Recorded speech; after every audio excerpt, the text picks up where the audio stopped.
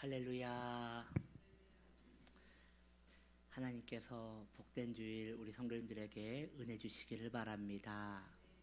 우리 하나님 말씀 보겠습니다. 마태복음 5장 9절 말씀,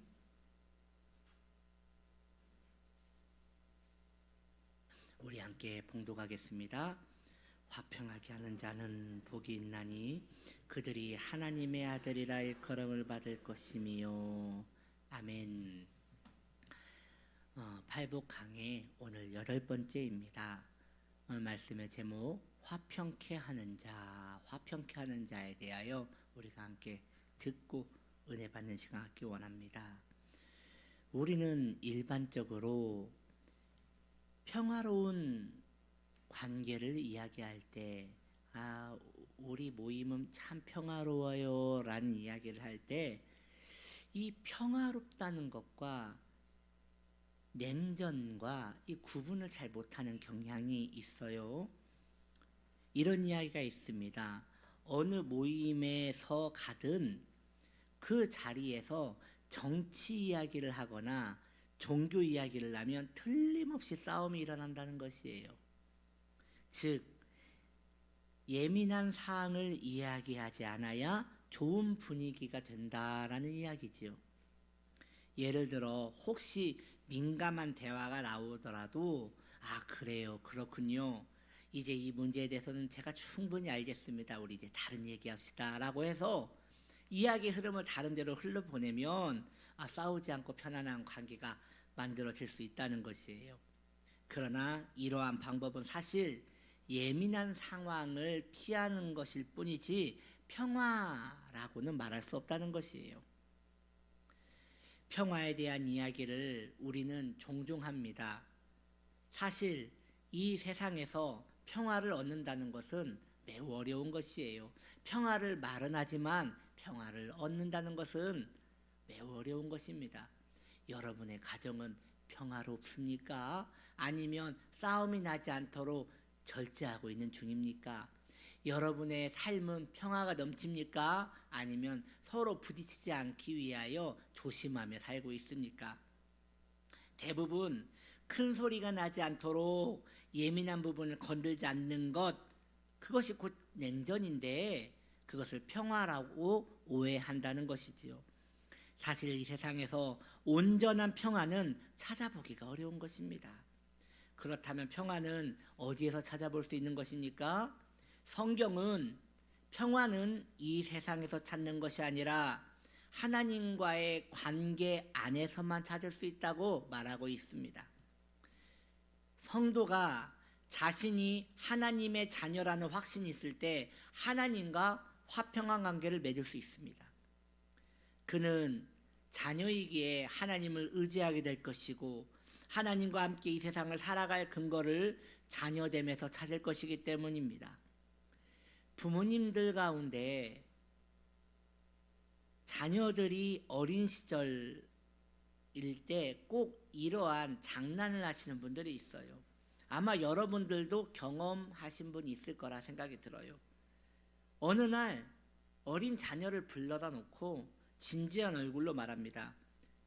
사실은 너는 내 애가 아니다. 거울을 봐라, 닮은 게 하나도 없지 않니? 너는 내 애가 아니다. 너는 다리 밑에서 주워왔다. 그 순간 아이는 얼마나 큰 상심을 하는지 몰라요. 아이가 아니지요 하면 아니라고 해야 하는데 더 진지하게 아니야, 네 엄마는 따로 있다, 이러면 애가 이제 마음이 무너지는 것이에요. 그때부터 전에 그렇게 배고프면 밥 달라고 소리치던 애가 그때부터 밥 달라는 말을 못해요. 왜입니까? 관계가 의심스러워졌기 때문이에요. 관계가 흔들렸기 때문에 평화가 깨진 것이지요. 이처럼 성도가 하나님의 자녀라는 확신이 없으면 하나님과의 관계도 흔들리게 되는 것입니다. 그리고 다른 이와의 관계도 깨어지게 되어 있는 것이에요. 반대로 성도가 하나님과의 관계가, 자녀라는 그 관계가 확실하게 붙들려 있으면 다른 이와의 관계에서도 화평을 주장할 수 있습니다. 왜냐하면 하나님은 평화이시기 때문에 그 평화의 자녀인 주의 성도도 평화를 이야기할 수 있는 것입니다. 그러므로 여러분들에게 참된 평화가 무엇인가에 대한 정의를 한번 말씀드리면, 하나님의 질서가 사람들과의 관계 속에서 실현된 상태다라고 여러분들에게 말씀드릴 수 있을 것 같아요. 나와 하나님의 관계가 바르게 된 이 관계가 세상으로 표현된 상태, 그리고 그것이 실현된 상태가 바로 진정한 평화라고 말할 수 있을 것입니다. 이것을 성경에서 찾아보면요, 아담이 하나님과 관계가 평화로울 때는 하와를 볼 때에 평화로웠습니다. 하와를 보고 너는 내 뼈 중에 뼈요 살 중에 살이로다 라고 고백하게 되었습니다.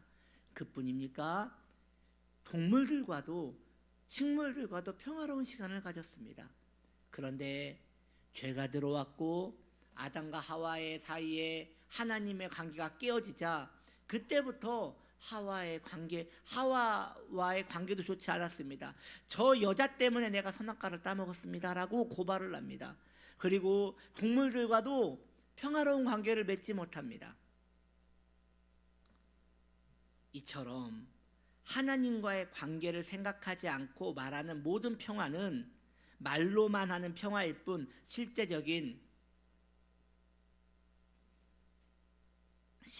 평화는 아니라 할 수 있을 것입니다. 그리고 평화는 하나님과의 관계성에 있기 때문에 죄에 대한 이야기를 하지 않고는 그 평화를 이야기할 수 없다는 것입니다. 하나님과 인간의 관계가 멀어지게 된 주범이 바로 죄이기 때문입니다. 그러므로 여러분, 죄의 문제를 해결하지 않고는 평화를 이야기할 수 없습니다. 하나님 앞에서 죄의 문제를 내가 처리하지 않고는 이 땅에서 평화는 다 무의미한 것입니다. 인간 안에 죄가 들어오면 인간 안에 그 죄의 독특한 현상이 일어나는데, 먼저 그의 감정은 하나님에 대한 반감이 생깁니다. 그래서 죄를 지은 사람은 하나님에 대하여 바른 마음을 가지지 못합니다. 친밀한 마음을 가지지 못합니다. 그렇지 않습니까, 여러분? 죄를 지으면 하나님께 기도도 나오지 않아요. 죄를 지으면 찬양할 때도 마음이 불편해요. 죄를 지으면 마음이 정죄감에 사로잡혀서 아무것도 할 수 없는 거예요. 그럴 바에 하나님을 바라보지 않는 반감이 생기는 것이지요. 계속 놔두면 어떻게 됩니까? 그의 지식은 이제 자기 중심적인 생각이 되는 것이에요. 하나님 중심적인 생각에서 내 생각이 맞고 내 방법이 맞고 내가 라고 하게 되는 것이죠. 그리고 더 나아가게 되면 그의 의지는 이제 하나님 밖에서만 즐거움을 찾으려고 하는 것입니다. 하나님 밖에서 아무리 즐거움을 찾으려고 해도 공허할 뿐임에도 불구하고 하나님께 돌아가지 않습니다. 왜냐? 왠지 세상에서 주는 즐거움이 더 큰 것 같이 느껴지기 때문인 것입니다. 반대로 그가 죄의 문제를 처리하고 하나님 안에서 화목을 이루면 그의 감정은 하나님에 대한 친밀함을 가지게 되는 것입니다. 그리고 그의 지식은 하나님 안에서 하나님 중심적인 생각에서 살아가게 되는 것이며, 그의 의지는 이제 세상에서 즐거움을 찾지 않고 하나님 안에서 만족하려는 그런 경향성을 가지게 된다는 것입니다. 그러므로 하나님과 화목해야 죄의 문제가 해결되는 것이고, 죄의 문제가 해결돼야 하나님과 화목한 관계가 된다는 것입니다. 모든 관계는 결국 죄에게 사로잡히면 죄가 우리 안에 왕노릇하게 되므로 모든 관계 또한 자기 주장대로 하게 된다는 것이에요. 그러므로 싸움이 일어나고 그 싸움이 멈추면 냉전이 벌어지게 되는 것입니다. 싸움과 냉전은 동전의 앞뒤면과 같이 서로 붙어 있는 것이에요. 예를 들어서 저 사람을 나의 질서 속에 데려올 수 있다고 생각할 때 열심을 내어 그 사람을 설득하고 그 사람을 고치려 합니다. 그럼에도 불구하고 그 사람이 저항하면 강제성을 걸어 자신의 질서 속에 들어올 때까지 그 사람을 계속 괴롭히는 것이에요. 누군가와 싸운다는 것은, 누군가와 싸워서 그 사람을 고치려고 한다는 것은 아직 내 안에 힘이 많기 때문에 그런 일이 일어나는 것이에요. 그런데요, 시간이 지나서 그게 하다 안 되면 이제 힘이 빠집니다. 서로 저항이 심하여 내 질서 속으로 그 사람을 데려올 수 없다고 판단이 딱 되면 이제 그 사람에 대한 관심을 꺼버리는 것이에요. 그리고 관계도 멀리하고요, 그 사람에 대해서 잔소리도 하지 않습니다. 그것이 냉전이에요. 그러니 싸움과 냉전은 결국 한 라인 속에 일어난다는 것이지요. 우리는 생각할 때 저 사람만 변한다면 우리의 가정에 평화가 올 것인데 라고 생각할 것입니다. 그런데요, 반대로 내가 변해도 우리 가정에 평화가 찾아오는 것입니다. 그 환경에 평화가 찾아오는 것입니다. 그런데 왜 나는 안 변하고 저 사람만 변하기를 바란단 말입니까? 이것이 바로 죄인의 독특한 특성이라는 것이에요. 하나님과 멀어진 죄인들은 모든 것을 자기 안에서 해결을 하려고 합니다. 자신을 정답이라고 정해놓고 해결을 하려고 합니다. 오늘 예수님께서는 성도에 대한 정의를 다시 한번 우리에게 알려주시는 것 같습니다. 성도는 누구입니까? 바로 평화를 실현하기 위하여 하나님이 보내신 그러한 사람들입니다. 성도는 누구입니까? 하나님께서 평화로운 자리를 만들려고 보낸 하나님의 사자들입니다. 그러므로 저와 여러분이 성도라면 우리는 평화를 위하여 애쓰고 노력해야 하는 사람인 것입니다. 인간이 평화를 이루어낼 수 없는 이유는 하나님과 그의 관계가 깨졌기 때문입니다. 반대로 예수를 믿고 하나님과 화목한 관계가 되면 이제 이 땅에서도 평화를 주장할 수 있게 된다는 것이지요. 그 일을 바로 성도만 할 수 있다는 것이지요. 우리가 잘 알다시피 하나님과 주 예수 그리스도는 화목한 관계셨습니다. 그런데 우리는 예수님의 생명을 이어받았고 예수님의 의의 옷을 입었기 때문에 이제 우리는 하나님의 자녀가 되었고 예수님과 하나님의 관계가 평화롭듯이 우리도 하나님과 우리의 관계가 평화로운 관계가 된 것입니다. 이에 대하여 하나님과 우리의 관계가 어떻게 평화롭게 되었는가? 로마서 5장 1절은 이렇게 고백합니다. 그러므로 우리가 믿음으로 의롭다 하심을 받았으니 우리 주 예수 그리스도로 말미암아 하나님과 화평을 이룰지니라 라고 말하고 있습니다. 이렇게 우리는 예수 믿음으로 하나님과 화평한 관계가 되었습니다. 그러므로 성도는 이제 하나님과 나의 관계가 화평해졌듯 타인의 관계에서도 환경의 문제에서도 화평을 주장할 수 있는 사람이 되어야 하는 것입니다. 그렇게 살아가야 하는 것이에요. 그렇다면 우리가 화평을 힘써야 할 대상은 무엇입니까? 화평에 힘써야 할 대상은 무엇입니까? 바로 세 가지 영역에서 찾아볼 수 있는데 그 첫 번째는 가정입니다. 여러분, 가정에서 우리의 화평이 일어나야 합니다. 가정에서 화평이 이루어지려면 가장 좋은 방법이 밀알되는 것입니다. 땅에 씨를 심으면 그 씨는 그때부터 부패하기 시작합니다. 그리고 그 안에 생명을 끄집어내기 위하여 자신을 태워 없앱니다. 자신을 모두 부식시켜 자신 안에 있는 생명을 튀어냅니다. 이것이 성도가 해야 할 일입니다. 그러므로 가정에서 화평을 이루기 원한다면 씨가 땅에 심겨지듯 낮은 곳으로 임해야 합니다. 그리고 그곳에서 생명을 얻을 때까지 기다리며 인내하며 기도해야 하는 것이에요. 그것은 무엇을 말하는 것입니까? 남이 하기 싫은 일 내가 하면 되는 것입니다. 나도 하기 싫은 일 내가 하면 되는 것입니다. 그렇게 될 때에 화목함이 일어나는 것이에요. 그런데 문제가 있어요. 꼭 하는 사람만 하거든요. 그러니까 처음에는 경건한 마음으로 순종하다가 나중에는 부야가 나는 거예요. 화가 나는 거예요. 그 꼭지가 도는 거예요. 그래서 하나님의 의를 다 뒤집어엎는 일들이 일어나요. 여러분, 우리 주님께서 우리 위하여 십자가를 지셨을 때 완벽하게 미랄이 되셨습니다. 화목을 이룬다는 것은 매우 어려운 것이에요. 평화의 사도가 된다는 것은 굉장히 어려운 일이에요. 세계 평화는 이것은 우리가 신경 쓸 일이 아니고요.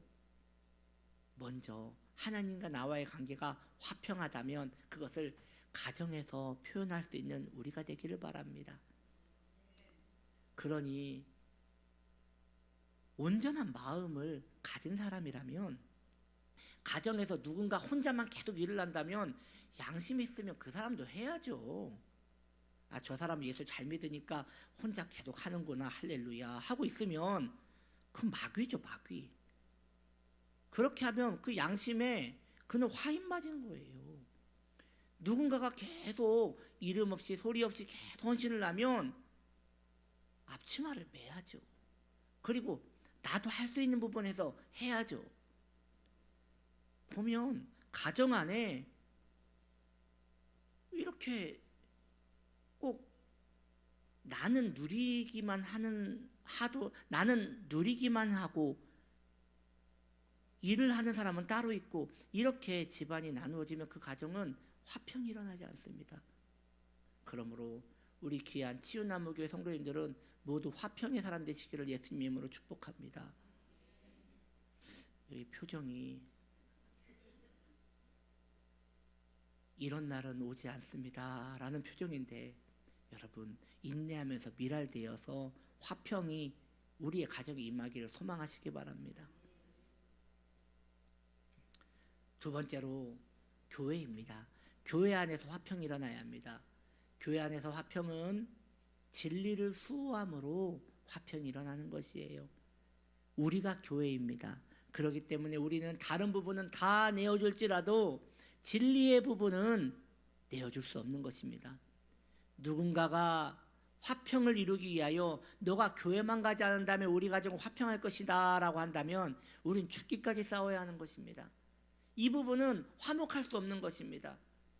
너가 예수만 버린다면 우리의 가정은 화평이 일어날 것입니다 한다면 그때 그 화평은 가짜 화평이니 죽기까지, 순교하기까지 하나님 앞에서 우리의 진리를 고수해야 하는 것입니다. 그때 화평이 일어나는 것입니다. 그러기 위해서는 영혼이 깨어 있어야지만 가능한 것입니다.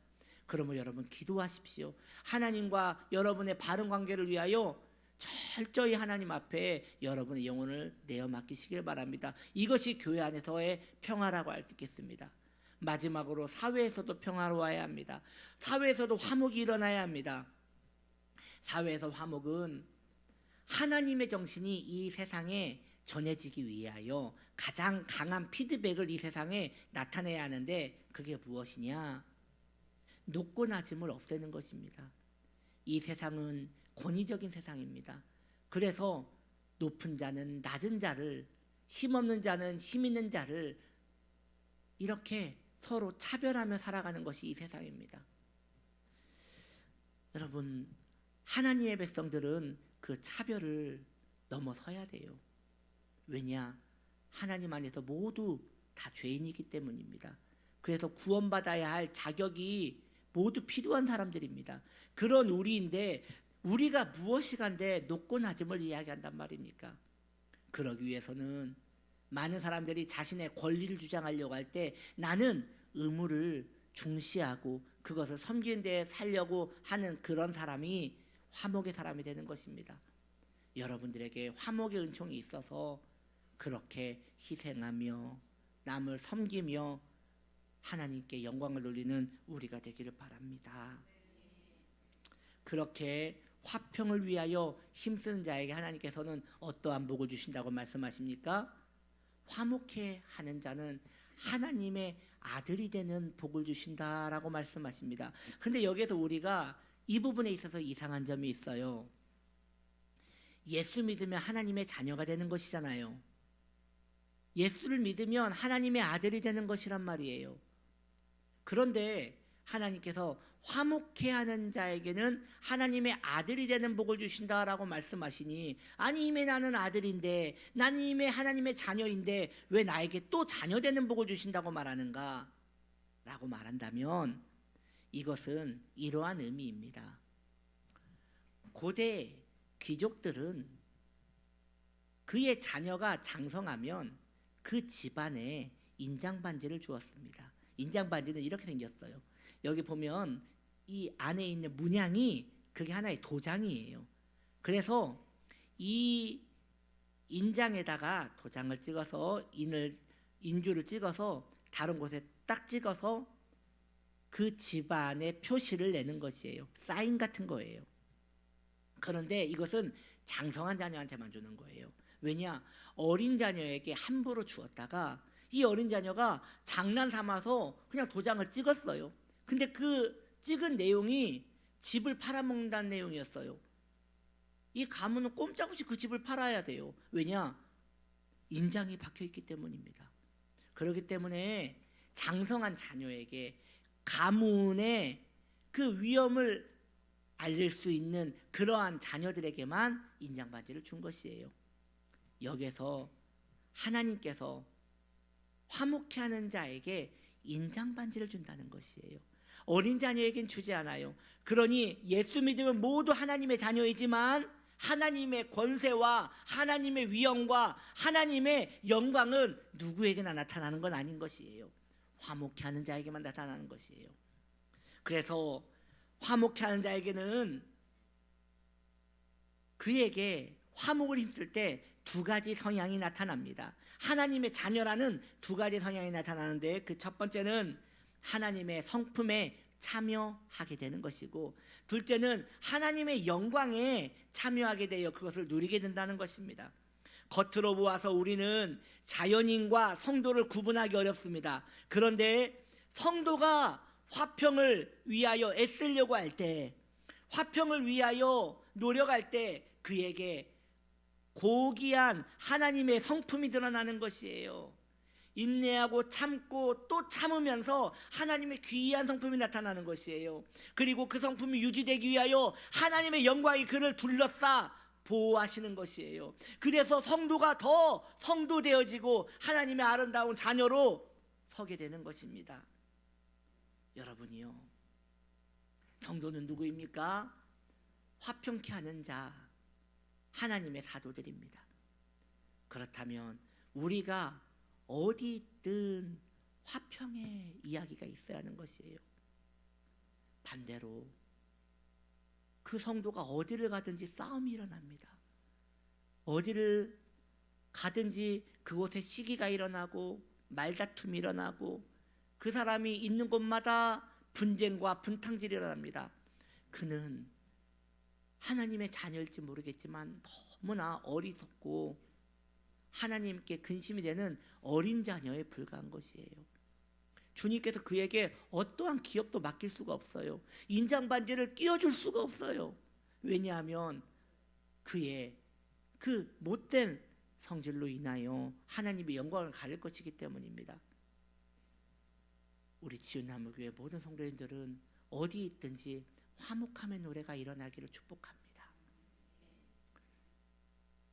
오케스트라에 보면 많은 악기들이 있지 않습니까? 바이올린도 있고 첼로도 있고 피아노도 있고 정말 각양각색의 악기들이 있습니다. 그런데 그 악기들이 서로 조율하고 지휘자의 그 지휘에 맞게 연주를 하면 그 노래가 기가 막히게 아름다운 노래가 되지 않아요? 그걸 하모니라고 하잖아요. 성도는 어떠한 상황 속에서도 하모니를 얻어낼 수 있는 그런 사명을 가진 자입니다. 그러니 시끄러운 것도 성도가 가면 조용해져야 하는 것이에요. 악함이 가득한 것도 성도가 가면 거기에서 아름다움이 있어야 하는 것이에요. 여러분, 그런 사람이 되고 싶지 않습니까? 안 되고 싶어요? 여러분, 그런 사람이 되고 싶지 않습니까? 한번 따라합시다. 내가 그런 사람입니다. 예, 양심의 가책이 막 느껴지더라도 여러분 믿음으로 고백하셔야 합니다. 나는 그런 사람입니다. 나는 화목의 사람입니다. 나는 화평의 사람입니다. 그런 기적의 역사가 주의 성도들에게는 이미 주어졌으니 그 은혜를 누릴 수 있는 복된 성도님 되시기 바랍니다. 이제 우리가 오늘 성찬할 것이에요. 여러분 이거 왜 먹어요? 이 떡과 잔을 왜 먹어요? 여러분 떡 아니에요. 예수님 살이에요. 여러분 이거 잔 아니에요. 예수님 피예요. 즉 이걸 먹음으로 예수님 기념하는 것이에요. 예수님을 무엇을 기념하는 것이에요? 그분이 내 안에 있음을 기념하는 것이에요. 이거 오늘 우리가 먹을 것이에요. 그리고 화평의 사람이 될 것이에요. 이러한 마음을 가지고 우리가 기도하기 원합니다. 주님, 제가 곧 성찬을 먹을 것인데 내가 화평의 사람 되게 하옵소서. 우리 함께 주님의 이름에 세운 불러 기도합니다. 주여